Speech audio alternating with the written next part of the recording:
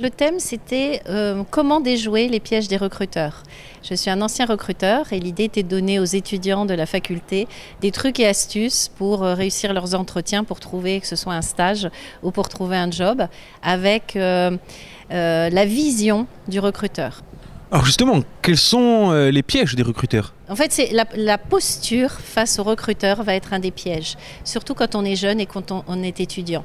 Donc l'idée, c'est de dire, même si vous êtes jeune, même si vous êtes étudiant, vous êtes un professionnel, vous avez des choses à apporter, vous avez une offre de service et face à vous, vous avez un recruteur. On est dans une relation professionnelle.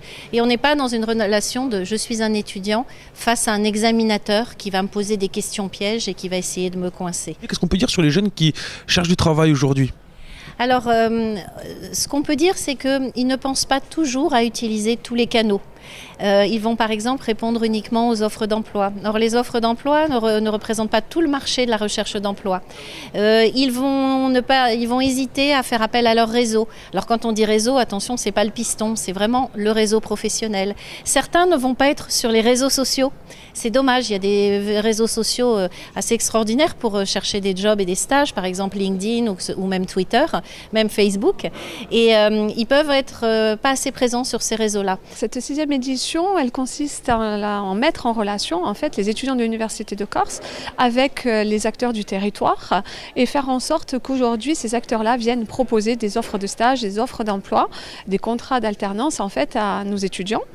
Mais ce n'est pas que le sujet. Le sujet, c'est aussi de leur faire réfléchir sur des thématiques. Donc on a une série de conférencières, j'assiste bien puisque ce sont uniquement des femmes, sur des thématiques pour déjouer les pièges de l'emploi, pour travailler sur une nouvelle notion qui est assez, on va dire, assez importante aujourd'hui, le quotient émotionnel. Donc on ne parle plus de quotient intellectuel.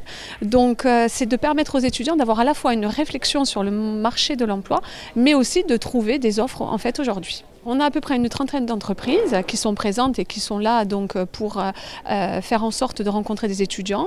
Et puis on a aussi à peu près une représentation à peu près 80 métiers qui sont venus simplement pour parler de leur activité et du métier au quotidien.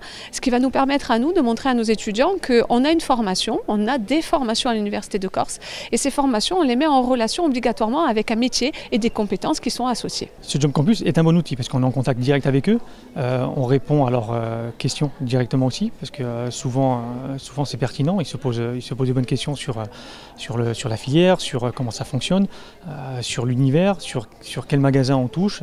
C'est varié, on occupe quand même toute la Corse aujourd'hui. Tous les ans, on propose des alternances ou alors une formation chef de rayon. Ce qu'on appelle chef de rayon, c'est manager des unités marchandes. Cette année, les sessions sont bouclées. On a 27 MUM en cours et on a 15 alternants. Nous, on est là dans un premier temps pour présenter nos métiers. Donc moi, en l'occurrence, je présente mon métier de responsable de communication et service client, mais on est là aussi dans une optique de recrutement ou du moins de repérer les futurs talents qui pourraient intégrer la team Volpi prochainement.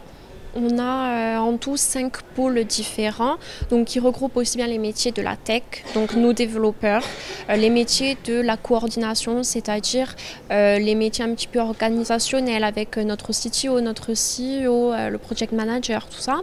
Ensuite, on a un pôle qui est marketing, donc mise en avant du produit, des services sur les différents canaux. Un autre design numérique et le dernier qui est le client et son smartphone, donc dont je fais notamment partie. Et là, où on traite de toute la relation client et de tous les aspects techniques du smartphone.